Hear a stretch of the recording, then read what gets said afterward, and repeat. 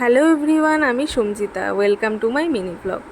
ব্রেকফাস্টটা সেরে শ্লোককে ব্রেকফাস্ট করাচ্ছিলাম, তারপর ওকে স্নানটা করিয়ে দিয়েছি। এরপর আমিও স্নানটা সেরে নিয়েছি।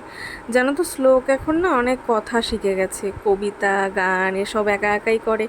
আর আমরা যা বলি সেটাই ওকে বলতে হবে। মাঝে মাঝে হাসিও পায়। দেখতে দেখতে বড়ই হয়ে গেল ছেলেটা। তোমাদের সাথে কথা বলতে বলতে আমার পুজো দিয়ে লাঞ্চটা করাও হয়ে গেল।